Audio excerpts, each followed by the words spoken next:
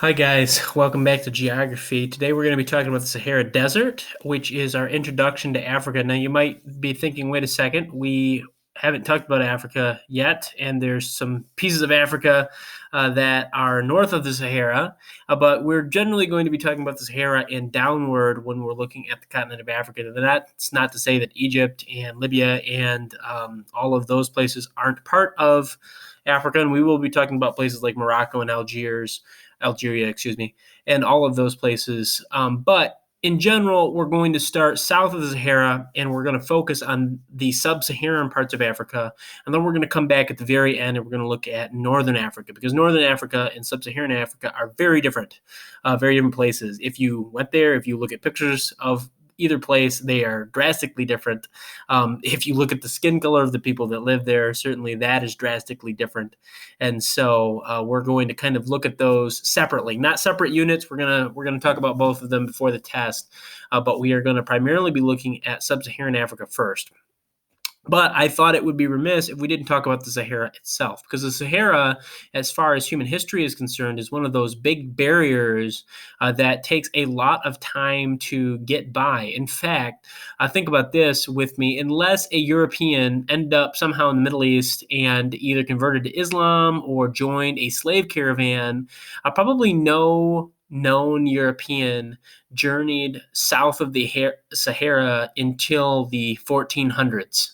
Okay, maybe a Egyptian who traveled down the Nile, or a Roman or a Greek who traveled with an Egyptian down the Nile, down to Ethiopia, maybe made it down there. Maybe someone sailed on a Muslim trade vessel down the east coast of Africa.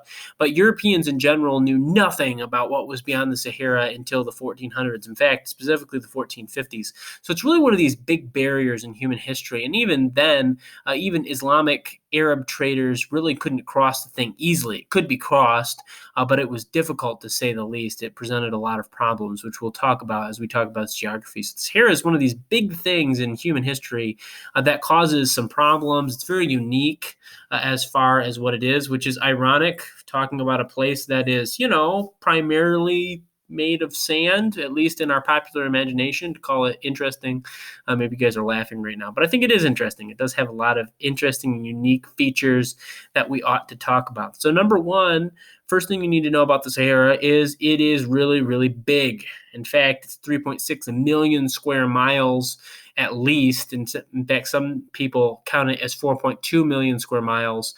They include some areas that get a little bit of rain throughout the year, but we'll just go with the 3.6 million mile mark because I think that is probably more what you're thinking of, the kind of sandy, scrubby, rocky parts of the Sahara. And that area, by the way, if you do the math, is about the size of the United States or China. That is huge, okay? And it's all a big desert. The Sahara, as obviously you can guess, is the world's largest hot desert. Now, I say hot desert because there actually are two larger deserts.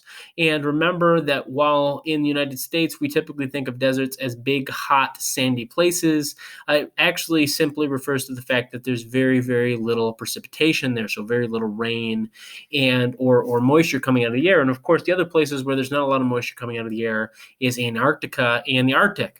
So actually, the Arctic and Antarctica are both deserts, and they are both larger deserts than the Sahara is. But the Sahara is the largest hot desert by a significant margin. It comes from an Arabic word, though the word Sahara does, and that word is Sahara. Okay, so Sahara, and obviously we can see where somebody heard Sahara and just heard Sahara, and that's kind of how it's moved into English. Now, something that you might have known, but you might not know, is that the Sahara was not always a big desert. In fact, at different points in the past, the Sahara was probably quite livable. Didn't have a ton of water, but certainly it wasn't sand and rock. It had grass. It had the ability to support cattle and groups of people that lived there. And let's talk about that. So previously, the Sahara could best be categorized as a large savanna type land. A savanna is a low-lying grass scrub capable of supporting things like cattle, capable of supporting large grazing animals, And of course, you're familiar enough with Africa to know that if something can support large grazing animals, it also supports a bunch of large predators who are capable of eating those animals. So it's a former grassland, and it seemed to have been fairly well inhabited. In fact, we've found several interesting finds. We've found the remains of large cattle herds being driven across that were caught in a storm or a flash flood and swept away. So we found large numbers of cattle bones. Cattle cannot survive in the Sahara on a regular basis, so this indicates that the climate was different. We've also found several interesting places that have been settled or had been settled by people. These are in areas that we call oases, although if you were to go to one of them, if you're expecting palm trees and a big open pool of water, you would be sorely mistaken. In fact, the only difference between these places and the surrounding area is the ground is a little less sandy. That's actually because the water's underneath the ground nowadays. But back thousands of years ago, when this area was habitable, that water would have been up on the surface and usable by these people. The main reason we know about these people is because of their burial practices. In fact, they were famous for pit burials. In fact, they actually would sew the deceased inside these bags of hide, and they would bury them and embalm them. And this would preserve the body from the normal ravages of time. They buried many of them very deep. And we found several of these bodies. We found a young boy in the 1950s. We found several adult skeletons in these oases since then. And they've given them names for their cultures. We know nothing about them. So these names are completely made up by us to help classify them, typically based on the area that they were found in. These people also left for us pictographs. They would carve things into stones, and we have many really interesting carvings that clearly demonstrate several African animals and several unknown animals, and I bring that up for an important reason. So these people lived in the area, and I should point this out that this is something that is difficult to explain if you are thinking from an evolutionary model, because the best evolutionary model there is that the Sahara is on a 20,000 year cycle. And every 20,000 years or so, the Sahara bounces from almost complete desert to a kind of semi-arid savanna grassland, and it alternates between those two.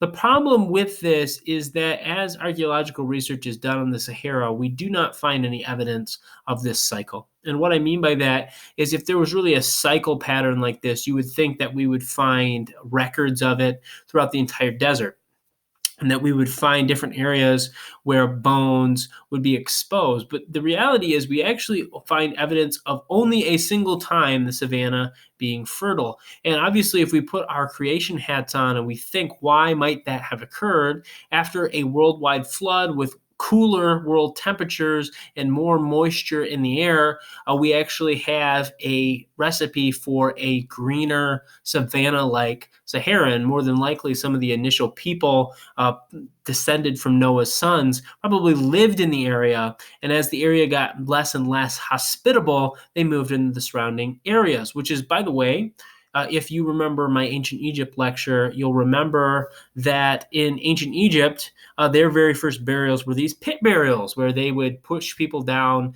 They'd lost the sack, but it's very similar to what they found out on these oases. And people are trying to, there's scientists and historians asking the questions, well, did the Egyptians come up with this? Did the oasis people come up with this? How did this happen?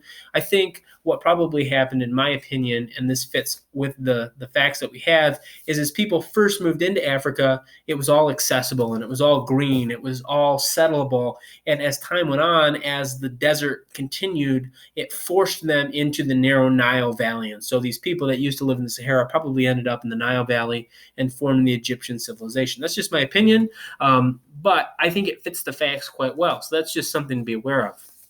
Now, as history goes on, the Egyptian Empire rises, and the Egyptian Empire, or the Egyptian civilization, I suppose I should say, does keep connected to the desert. They establish outposts in several important oases. The most famous is the oasis of Siwa. Siwa is famous because it has a great oracle, and the most famous thing that happens at Siwa is Alexander the Great journeys across the desert, and he goes to Siwa, and they give him this great prophecy that he will become a king, ruler of the world, and he leaves this this, and apparently his companions said he was very different. There's also a famous Persian army under the son of Nebuchadnezzar that marches into the desert and never returns. And there's been several movies made about going and searching out that ancient army and finding them and what happened to them, and maybe they'll all rise again as mummy soldiers. I don't really think that's going to happen, but there are some interactions between ancient cultures and the desert, but there's not much. It was simply too far for the Egyptians to make the journey. It really just didn't make sense to them. The Egyptians did not have access to the camel yet, and so there was really no animal that could make this crossing. The only way to get across the Sahara was to go down the Nile far enough that you get into the denser rainforests of tropical Africa. And then you could kind of skirt the forest and go west. And while this was possible, we really don't have any indication that the Egyptians did this. Not even the Nubians, who lived even further south from the Egyptians. It simply was too much work for too little. There wasn't much out there, not in a trade capacity. There was nothing of value. There's actually huge gold deposits in Western Africa, but nobody knew about them. So there's no reason to go there. And so the Sahara simply wasn't crossed. Now, those gold deposits are going to be eventually what brings people back to the Sahara. In the Middle Ages, or the early Middle Ages, as Rome declines and the Arabs explode out of Arabia and begin conquering former Roman lands, they begin to send trade delegates down across the desert. And of course, the Arabs are incredibly good at doing this. They have camels, which is something that the Egyptians lacked. Camels can go for weeks without water, traveling between oases. And eventually the Arabs make a connection with the cultures that live in Western Africa, sub-Saharan West Africa. And there they do two things. Number one, they preach Islam, and many of the West Africans convert to Islam. So there's now a religious connection between the two areas. And these West African kingdoms had gotten significantly more sophisticated between the time of the Egyptians and the time of the Arabs. And so they had material resources to trade. And of course, the two most famous things that they traded out of the West Coast is gold, sometimes leading this area to be nicknamed the Gold Coast, and slaves, which sometimes leads to the nickname of the Slave Coast. So these African kingdoms began exporting both gold and slaves back to the Arab world. So actually what happens is the Arabs establish cities along the Sahara that act as stopping points in this slave trade. So you would leave the kingdoms of West Africa, and you would go to one of these slave cities, and you would continue along your way, and eventually you would make it back to the Middle East. And of course, the Middle East exported products back to West Africa. It wasn't a one-way thing. It was a two-way street. Products were transferred one way and the other. So this is where some of the larger cities of Algeria and Mauritania, these nations that have a lot of territory in the Sahara Desert, if you look at maps, you can see some cities in the desert. Where did these cities come from? Oftentimes they were established by those original Arab traders. Now, those routes eventually become less important with the invention of good sailing ships. This is both true for the Arab world, which began connecting to the east coast of Africa, which we'll talk about next time in our next lecture. And it becomes less important as the Europeans figure out how to get around the Sahara on the west coast of Africa. But the routes never close down entirely. And these routes are still valuable all the way up into the 18th and 19th century. In the 18th and 19th century, the British and the French move into the Sahara, and they take it for themselves. And the French take most of it. Obviously, most of it is not very worthwhile, but again, those connections are valuable, and they build rail lines that connect Western Africa up to the northern coast of Africa, where they can easily move men and material from there to France. And if you ever have seen a map of Africa pre-World War II, and you look at the French portions, it's like a huge swath of the Sahara is blue on the map. Usually France is denoted by blue. Now, the modern Sahara, not a lot going on there, as you might be able to guess. There's no rain, so no food can be gathered. But actually, surprisingly, the thing that makes the Sahara so inhospitable, the massive amounts of sunlight it gets, may in fact be what brings great wealth to the region. Because as we are developing modern technology, surely you're familiar with the solar panel. The Sahara Desert is the absolute best place in the world to use a solar panel. It gets so much sunlight. In fact, I was reading statistics today, and it said something like the most active sunlight area of the Sahara gets 91% of the solar energy pumped out every year, meaning there's barely any clouds, there's almost no atmospheric distortions, there's just pure solar radiation hitting the sand. And of course, that brings temperatures up in the Sahara up into unreasonably high temperatures. In Fahrenheit terms, we're talking of 120 degrees Fahrenheit, something that nobody wants to be out in. Sand temperatures can reach 180 degrees Fahrenheit. I mean, that is hot. That is like scald your skin hot. If you were standing in it, probably not a good idea to do. But this actually might provide some real benefits if one of these sub-Saharan or northern African nations can put solar panels out in these desert areas. And there was a very famous book written by Clive Clusser. It later got turned into a movie called Sahara, where this idea is kind of demonstrated. He's got this huge tower with all these solar panels, and he's using it to like melt garbage or something like that. That's kind of silly. But the idea of putting a solar plant in the Sahara is really good because there's so much sunlight and it can generate a lot of power that way. Problem is, how are you going to transport that power other places? But this isn't a science class, so we'll leave that for now. Let's talk about the actual geography. First off, I want you to get out of your mind this image that the Sahara Desert is these huge rolling sand dunes the entire time. Actually, not very much of the Sahara is big sand dunes. In fact, it's less than 10% in reality. Though I should point out that those sand dunes are the largest on Earth. In fact, the largest of those sand dunes can be almost 600 feet tall. So if you were to go down 600 feet in the middle of that sand dune, you wouldn't hit solid Earth until then. That is huge. But again, that is a minority of the land of the Sahara Desert. Most of the Sahara Desert is this rocky terrain, no moisture, no plants, and maybe you could call it gigantic pieces of sand, but it's not like the sand dunes that we think of. It's very flat, with big chunks of rock kind of sticking up, very rugged environment, okay? So it's not just endless sand dunes upon endless sand dunes. Those exist, but they're not the most common geological feature. There are some mountains in the Sahara that often surprises people, but remember that desert has nothing to do with how flat or how rugged a terrain is, but instead it has everything to do with the amount of precipitation. So there are mountains in the Sahara that rise up. Unfortunately, they don't have any more rain or precipitation than the rest of the desert does. So they don't give a lot of benefit. And there's a lot of different small mountain ranges and volcanoes, actually, a number of volcanoes, which are quite interesting. They're called shield volcanoes, and they look quite interesting on the map. If you've ever look up a shield volcano, I think they look cool. You should Google that if you have time to look. I already mentioned the hot temperatures, and the average temperature for the Sahara Desert is approximately 98 degrees during the daytime. Now, you might think, wow, that doesn't sound so hot. Remember, that's the average year-round, 98 degrees, okay? And it gets hotter than that. There's also this myth out there that the Sahara Desert gets really, really cold every night. Actually, I looked into this, and the reality is that the temperature only drops by about 30 degrees each evening. So if it's 98 during the day, it's 68 at night, which is fairly cool. So it makes a lot of sense to walk, and if you are dehydrated or if you have been roasted all day, it can certainly cause real problems. And hypothermia is still a risk at 68 degrees if you are vulnerable to it, certainly. But it's not as if it drops below freezing every night and then goes up and bakes you at 120 during the day. That's kind of a misnomer, not actually true.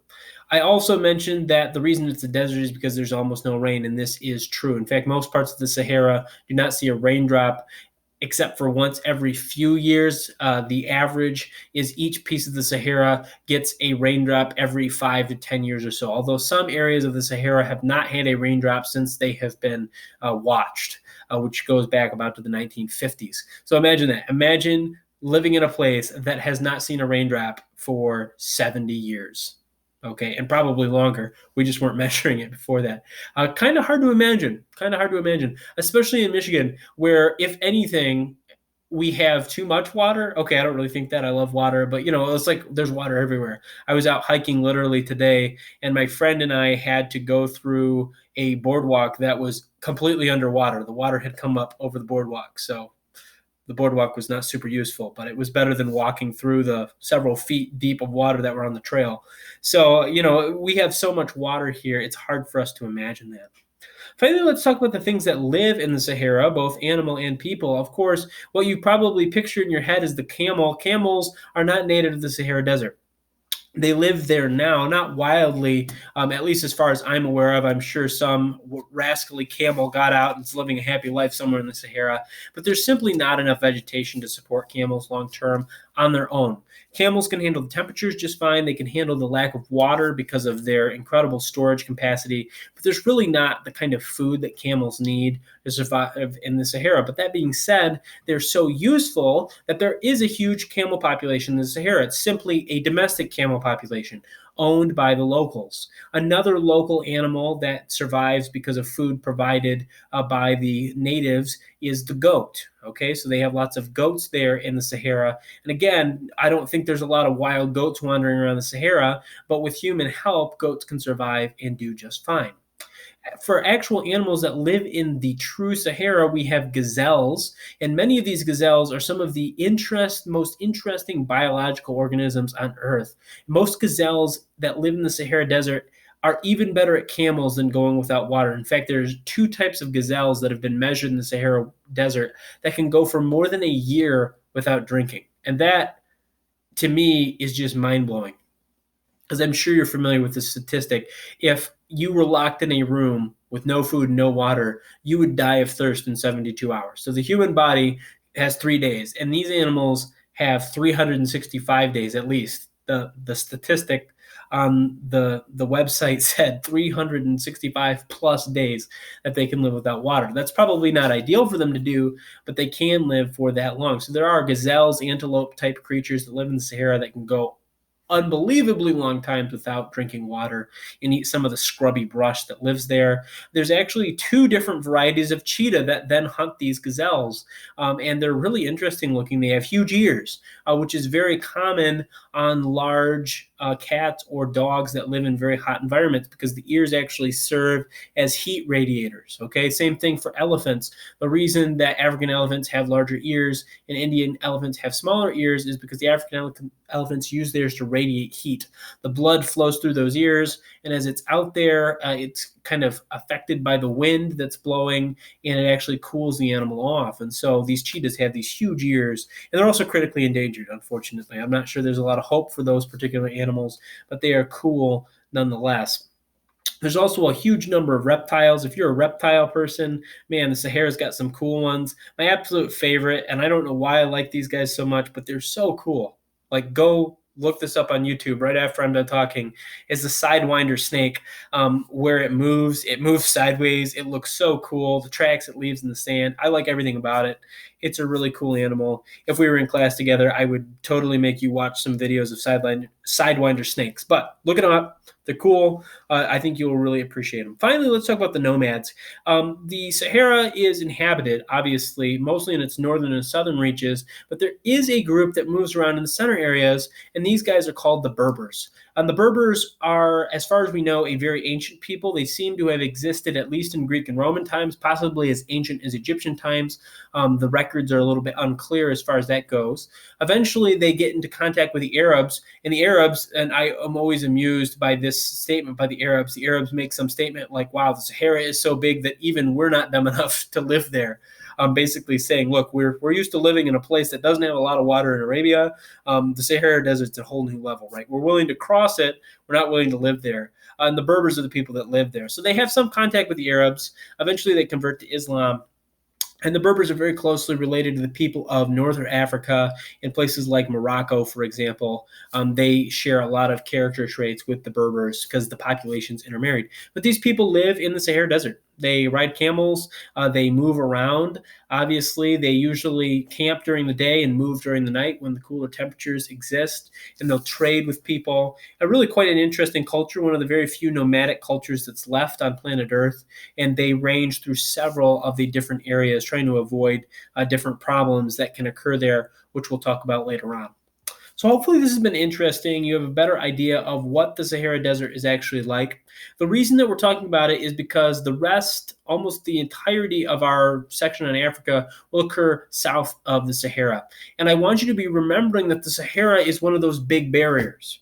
So the area below it is going to develop very differently from the rest of the world. And it's really an explanation of why we're going to get such drastically different cultures. And in fact, Africa is incredibly diverse, even though I think in our heads we think of them as being very similar. And I think that's an American bias that we need to correct. But actually, Africa is very diverse, and there's a lot of different people, a lot of different languages, a lot of different cultures that exist south of the Sahara. And we might ask, well, why are they all so different from everybody else? Well, the Sahara is the answer. It blocks them from interacting, at least until more modern technologies, say in the 1400s or so. That's what we'll talk about next time, how Africa actually became what it became, how it became predominantly black, an interesting question of how the people expanded into the regions that they live in today. And hopefully you'll find that very interesting. Until next time,